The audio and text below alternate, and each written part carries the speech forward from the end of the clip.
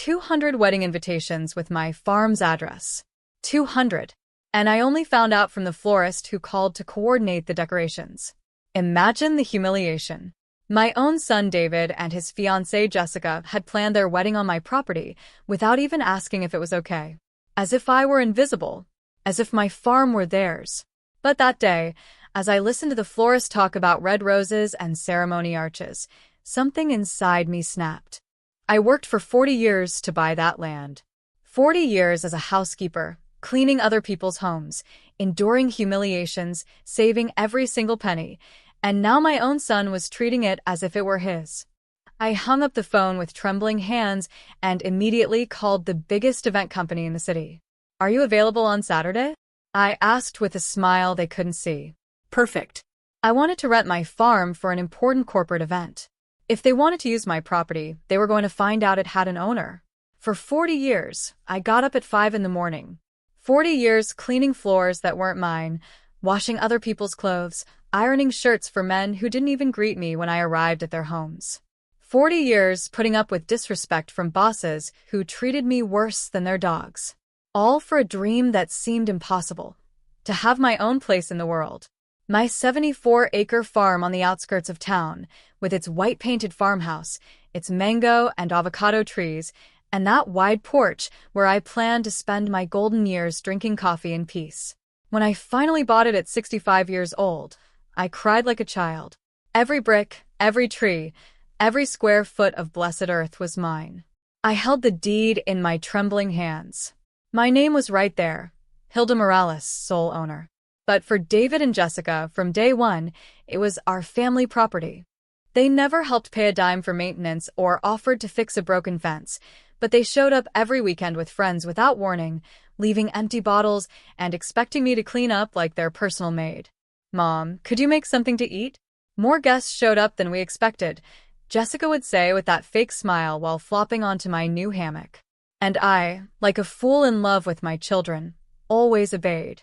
That Tuesday morning, when the florist called, I felt as if I had been doused with ice water. Throughout the week, the calls kept coming, the caterer, the DJ, the photographer. Everyone had my address. Anger grew like fire in my veins. On Wednesday afternoon, I confronted David. "What does my wedding have to do with you?" he asked with a coldness that froze my blood. When I told him the vendors were calling, his response shattered me. "Oh, Mom, I forgot to mention it to you, but don't worry. It's not going to cost you anything. We just need you to have the house ready and prepare some food for the family." 200 guests, David, I whispered. "Mom, don't exaggerate. It'll be like 150 people max. Look on the bright side. You'll get to meet Jessica's family." The bright side. As if it were a privilege for strangers to trample my lawn. I hung up the phone. The tears running down my cheeks weren't from sadness. They were from an anger so profound it burned like volcanic lava. By Thursday, I had signed a contract with Henry Smith of Premium Corporate Events. $5,000 for 1 day's rental. $5,000 that my son had never offered for upkeep, but which a private company paid without batting an eye. Friday morning, Jessica called in a panic. "The florist says he can't get in tomorrow. He says someone else rented the place." "Exactly, Jessica. It's my farm. You're finally understanding." When they arrived an hour later, David was purple with rage. "Cancel that corporate event," he yelled. "We sent out 200 invitations. You should have consulted me before sending out invitations with my address on them." I replied, "This is my property, David, not yours. I decide what happens here." They tried everything. Threats, begging, and finally, the lowest card of all. "If you ruin our special day, you'll never see your grandchildren again." But even that didn't scare me anymore. On Saturday morning, I took the longest bath of my life. I put on my most elegant wine-colored dress and my mother's pearl earrings. I was no longer the humiliated housekeeper. I was Hilda Morales. As the wedding vendors and guests began to arrive at 10 a.m., they were met with private corporate event signs. I sat on my porch, drinking coffee, watching the confusion unfold. When guests asked where the wedding was, I told them courteously, "I'm afraid it can't be held here today. You'll have to talk to the bride and groom. I'm just the owner of the place." The CEO of the corporate group shook my hand with genuine admiration. "Mrs. Morales, thank you so much for allowing us to use your beautiful property," he said, treating me with the respect and courtesy that a successful businesswoman deserves. While the executives enjoyed their elegant meeting in my perfectly decorated garden, I sat on my porch. I was awaiting the moment I had been imagining all week, the moment David and Jessica would arrive in their wedding attire and realize they could no longer dispose of my life as they pleased. At 2:30 in the afternoon, just as the corporate presentation began, a caravan of white cars decorated with silver ribbons appeared on the dirt road. My heart sped up like a war drum. It was the wedding party. David stepped out of the lead car in a black tuxedo, his face a mask of panic that contrasted sharply with his formal attire. Jessica followed, looking beautiful in ivory, though her beauty vanished the moment she saw the reality of my garden. 50 elegantly dressed executives occupied the tables she had dreamed of. A corporate slideshow played on the giant screen where the altar should have been. "This can't be happening," Jessica screamed. "This is our day." David ran toward the porch, his tuxedo tails flying. Mom. "Get out here. You have to kick these people out right now." I got up slowly from my rocking chair, smoothing my wine-colored dress. "Good afternoon, David. You look very elegant." "This is no time for jokes," he yelled. "There are 100 guests waiting. Jessica's family traveled from out of town." "What a shame," I replied calmly. "You should have thought of that before using my property, without my consent." The desperation set in quickly. Jessica offered me $10,000, then $20,000, money that appeared magically only when they needed me to save them. But the problem wasn't the money. It was the contract I had signed and the word I had given to the professionals in my garden. "We're your family," David exploded. "We should be your priority." "Family," I repeated with a smile. "The same family that has used my farm as a personal backyard for 5 years? The family that never asked if I agreed with their plans?" Father Thomas, the priest, eventually arrived to mediate. He listened as I explained 40 years of cleaning other people's homes to buy this farm, only to be treated like a housekeeper in my own house by my own son. He didn't judge me. He understood the moral dilemma. How to find the balance between love and respect. Desperation eventually turned to a hollow humility. David promised monthly rent, maintenance coverage, and a seat at the table as the queen of the house. I knew these promises were born of a crisis and would likely fade once the honeymoon was over. So, I formed a plan, one that would ensure the lesson stuck. I approached Henry, the corporate event planner. With a 50% discount incentive, his clients agreed to wrap up by 4:30 p.m. I turned back to my son and his bride. "The ceremony will be held here after 4:30, I announced. "But under my conditions." "Anything, Mom," David said nervously. "First, any future event must be consulted a month in advance. Second, you will pay the $1,000 a month rent we discussed. Third, I will be publicly recognized as the hostess of this property today." I paused, watching their faces. "And fourth, during the toast, I am going to explain exactly how we got to this situation. I will tell everyone how 200 invitations were sent out without the owner's knowledge, and how this wedding was almost canceled because no one thought it was necessary to ask me for permission."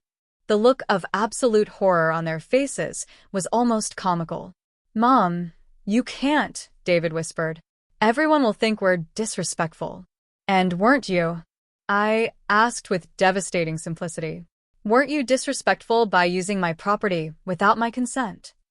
Standing there in the eye of the hurricane, I felt more powerful and in control of my destiny than I had in all my 70 years. The wedding would happen, but for the first time, everyone would know exactly whose roof they were standing under. "I understand your point, but public humiliation can permanently damage family relationships." "Father, with all due respect," I replied, looking him directly in the eyes. "Disrespect towards parents also permanently damages family relationships. The difference is that my humiliation has been private for years, while theirs would be public for minutes." It was an unassailable logic, and Father Thomas knew it. He nodded slowly, acknowledging that I had a valid point. "What if we accept all your conditions?" Jessica asked, her voice breaking. Including the public toast. Including the public toast. Jessica and David looked at each other with that silent communication that couples have when they face difficult decisions. I could see them calculating mentally. It was better to have a wedding with public humiliation or to have no wedding at all. Is there no way to negotiate the toast part? David asked desperately. We could do everything else. Pay the rent, always consult you, recognize you as the hostess, but avoid the public speech. No, I replied with a firmness that surprised me. You either accept all my conditions, or you can find another place for your ceremony. It was the moment of truth. The moment they had to decide if their pride was more important than their wedding. The moment they had to choose between temporary humiliation and the complete loss of their special day. Jessica was the first to break. Tears began to roll down her cheeks as she nodded slowly. Okay, she whispered. We accept all your conditions, all of them, including the toast. David looked at her in surprise, then looked at me, and finally he also nodded. Okay, Mom, we accept. At that moment, I felt something I had never felt in my life. Absolute power mixed with poetic justice. It wasn't cruel revenge. It wasn't gratuitous malice. It was simply the natural consequences of their own decisions presented in a way that everyone could learn the lesson. Perfect, I told them with a smile that came from the depths of my satisfaction. Henry, please proceed to talk to your clients about speeding up the event. Father Thomas, we'll need to reorganize the ceremony for 5 in the afternoon. David, go inform all the guests that the wedding will take place, but with a modified schedule. The machinery of organization was immediately put into motion. Henry ran to talk to the executives, who received the news with professional enthusiasm and personal curiosity. Father Thomas began to calculate times for the modified ceremony. The guests began to receive the information that there would be a wedding just later than planned. And I sat on my porch watching as my farm became the setting for a wedding that would finally take place on my terms with my rules and with the public recognition that this property had a name and a last name, Hilda Morales. But the best part was yet to come. The part where all the guests would know the complete story of how a 70-year-old grandmother taught her son and daughter-in-law that respect is not negotiable, that consideration is not optional, and that mothers also have dignity. The best part was the toast I was mentally preparing, the speech that would be remembered for decades in all future family gatherings. At 5:30 in the afternoon, my farm was transformed into something I had never imagined. The executives had kept their word and finished their event on time, but most of them had stayed as special guests, fascinated by the idea of witnessing a family wedding after their business meeting. It was like having 2 events in one, and the mix of corporate elegance with family drama created a unique atmosphere. Jessica looked beautiful despite all the stress of the day. Her wedding dress, although a little dirty from her desperate running, was still spectacular under the golden light of the sunset. David had managed to fix his hair and straighten his tie, regaining some of the elegance a groom is supposed to have on his big day. The 200 guests were finally seated, although in a completely different configuration than originally planned. The corporate chairs were mixed with the wedding chairs, creating an improvised but functional arrangement. The altar was set up under my favorite mango tree, the same tree I had planted with my own hands 3 years ago. Father Thomas, with that adaptability that priests develop after decades of unexpected ceremonies, had managed to create a solemn and beautiful atmosphere despite the extraordinary circumstances. His voice resonated clear and strong as he read the marriage vows that would unite my son and daughter-in-law for a lifetime. But while I listened to the promises of eternal love, I was focused on the moment that would come after the toast. The moment when the whole family, all the friends, all the guests would know the complete story of how we had gotten here. When Father Thomas pronounced the final words, "You may kiss as husband and wife," the applause was deafening. 200 people celebrating triumphant love. Corporate executives mingling with emotional family members. An explosion of joy that filled my garden with a wonderful energy. Henry then approached with a glass of champagne in his hand and a wireless microphone. "Mrs. Morales, it's time for your toast as hostess." My heart began to beat faster. This was the moment I had been waiting for, the moment of absolute truth. I slowly got up, took the microphone with hands that no longer trembled, and walked to the center, where everyone could see me perfectly. The silence gradually spread until 200 people were looking at me with expectation, waiting for the emotional words that the groom's mother typically says in these moments. "Good evening, everyone." I began with a voice that sounded stronger and more confident than it had ever sounded. "I'm Hilda Morales, David's mother and the owner of this beautiful farm where we are celebrating today." The applause was immediate and warm. So far, everything sounded completely normal. "I want to thank you all for joining us on this very special day, although I must confess that I found out there would be a wedding here in the exact same way you did, by invitation." A murmur of confusion began to spread among the guests. Some people looked at each other, without completely understanding what I had said. "You see, my son and my daughter-in-law sent out 200 invitations with my farm's address without consulting me if I agreed to have a wedding here." The murmur turned into an absolute silence. All eyes alternated between the bride and groom, who had faces red with shame, and me, who continued to speak with unshakable serenity. I found out on Tuesday morning when the florist called to coordinate the decorations. Imagine my surprise to discover that my property had been committed for an event I didn't know existed. The corporate executives who had witnessed all the afternoon's drama began to smile with admiration. They recognized a businesswoman defending her rights. For 40 years, I worked as a housekeeper to buy this farm. 40 years cleaning other people's houses, saving penny after penny, dreaming of having a place of my own where I could live with dignity in my golden years. My voice cracked slightly, but I continued, and for the 5 years I have lived here, I have been treated as a housekeeper on my own property. The silence was so profound, you could hear the wind moving the leaves on the trees.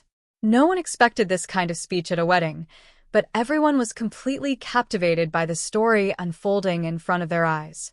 When I found out what had happened, I made a decision. I rented my farm for a corporate event on the same day as the wedding to teach my son and daughter-in-law that this property has an owner, and that owner is me. Several guests began to nod in approval. The story was starting to make sense to everyone. But at the end of the day, family love is stronger than hurt pride. And although it was necessary to go to this extreme to get the respect I deserve, here we are celebrating David and Jessica's love in my house on my terms with my rules. The applause that followed was different from the previous one. It was an applause of admiration, of recognition, of genuine respect for a woman who had defended her dignity. So, I toasted the bride and groom who today learned that respect for parents is not optional, that consideration for others is fundamental, and that mothers also have rights and feelings. I raised my champagne glass, and the whole crowd did the same. To David and Jessica, may they begin their marriage by understanding the value of mutual respect. The applause that followed was thunderous. 200 people celebrating not only a wedding, but a life lesson masterfully imparted. The corporate executives applauded with professional admiration. The older family members nodded in approval. Even the young friends seemed to understand that they had witnessed something extraordinary. David then approached with tears in his eyes and hugged me in front of the whole crowd. "I'm sorry, Mom," he whispered in my ear. "Sorry it took us so long to understand." Jessica came after, her wedding dress dirty and her tears of shame mixed with tears of gratitude. "Thank you for saving the wedding despite everything, Hilda. We will never forget this lesson." The rest of the celebration was magical. The guests constantly came up to congratulate me, not only on my son's wedding, but on the way I had handled the situation. "What a brave woman," Melissa's Italian grandmother said to me. "I wish more mothers had your character," David's uncle commented. The corporate executives integrated perfectly into the family party, exchanging business cards and talking about future events on my farm. Henry sought me out before he left. "Mrs. Morales, after what I witnessed today, I want to offer you an exclusive contract. Your farm and your personality are exactly what our most demanding clients are looking for." When everyone was gone and I was left alone, cleaning up the last details, I sat on my porch and looked at the stars beginning to appear in the night sky. In my hands, I held two things I hadn't had when I woke up that morning: a contract to turn my farm into a prosperous business, and the absolute respect of my family. But the most important thing I had was something that could not be touched or measured. The certainty that I would never again allow anyone, not even my own son, to treat me as less than I am. The certainty that Hilda Morales was not just the self-sacrificing mother, not just the complacent grandmother, not just the family's housekeeper. Hilda Morales was the owner of her own destiny, the lady of her own house, the author of her own story. And that story had just begun the most beautiful chapter of all. The chapter where I finally respected myself enough to demand that others respect me too. At 70 years old, I had learned the most important lesson of my life, that love without respect is not true love, and that teaching respect, even if it is painful, is the greatest gift a mother can give her children. 6 months have passed since the most talked about wedding in town, and my life has changed in ways I never imagined. Every morning, I wake up on my farm with a feeling I didn't know before, the feeling of being completely in control of my own existence. The events business has flourished beyond my wildest dreams. Henry kept his promise, and my farm has become the most exclusive place in the region for elegant weddings and corporate meetings. Every weekend I receive between $3,000 and $5,000 for renting my property. Money that has given me a financial independence I never had, not even when I was working double shifts as a housekeeper. But the most beautiful thing is not the money. The most beautiful thing is the respect. David and Jessica have religiously kept their promise. Every month they deposit the $1,000 in rent on time, and they have never, not once, shown up without consulting me first. When they want to use the farm for a family celebration, they call me weeks in advance, politely ask if the date is available and wait for my answer, without taking anything for granted. The first time they did it 4 months ago, I almost cried with emotion. David called me one Thursday afternoon. "Mom, could you check your calendar? We want to celebrate Jessica's birthday at the farm next Saturday, if that's okay with you. And if you don't have other plans, if that's okay with you." Words I had waited 5 years to hear. But the most profound change has been in the way they treat me when they are here. I am no longer the housekeeper who prepares food and cleans up after parties. Now, I am the respected hostess, the owner of the house, who sits at the head of the table while they take care of serving and cleaning. The first time Jessica insisted on washing the dishes after a family dinner, I was so surprised I didn't know what to do. "Hilda, you worked enough preparing this delicious meal. We'll take care of the cleanup." It was like living in a parallel world where I was finally treated as the matriarch I always should have been. The grandchildren, of course, still come to visit me. Jessica never carried out her threat to keep them away from me. And now I understand why. The children need their grandmother as much as I need them. But even the relationship with them has improved because now they see me as the powerful grandmother who demanded respect, not as the submissive grandmother who always gave in to everything. The whole town knows my story. For months, I was the topic of conversation at the market, at church, everywhere. Some women would seek me out to tell me their own stories of family disrespect. "Hilda, how did you find the courage to stand up for yourself?" Irene would ask me every time we met. My answer is always the same. I didn't find the courage. I built it day by day, every time I decided I deserved something better. And it's true. It wasn't a moment of sudden bravery. It was years of accumulated humiliations until I finally said enough. I have received 3 marriage proposals from widowers in town who were impressed with my strong character and financial independence. I politely thanked them but explained that at 70 years old, I finally learned to be happy with myself, and I wouldn't trade that happiness for anything. My farm has become a symbol in town. Young women come to see me to ask for advice on how to set boundaries with their families. Older mothers tell me how they used my story to teach their adult children respect. Even Father Thomas mentions my case in his sermons about the honor we owe our parents. Henry's corporate event business has become a prosperous partnership. I now have events scheduled until the end of the year, and the waiting list to rent my farm is 3 months long. Major companies, wealthy families, even regional celebrities have discovered this little paradise I built with 40 years of sweat and tears. But every night when the guests leave and the lights go out, I sit on my porch with a cup of coffee and look at the stars with a satisfaction I didn't know before. It's not just the satisfaction of money earned or respect conquered. It's the profound satisfaction of knowing that I am finally who I always should have been. I am no longer Hilda, the housekeeper. I am no longer Hilda, the self-sacrificing mother who suffers in silence. I am no longer Hilda, the compliant grandmother who accepts anything to avoid conflict. Now I am Hilda Morales, a successful businesswoman, a respected matriarch, a woman who stood up for herself when it seemed too late to change things. Hilda, who taught her children that true love includes respect, and that respect is not begged for, it is demanded. And every night before I fall asleep, I whisper a small prayer of thanks. Not for the wedding that almost got canceled, not for the conflict that almost destroyed the family, but for having had the courage at 70 years old to write the end of my own story, instead of letting others write it for me. Because it is never too late to start respecting yourself. And it is never too late to teach others how they should treat us.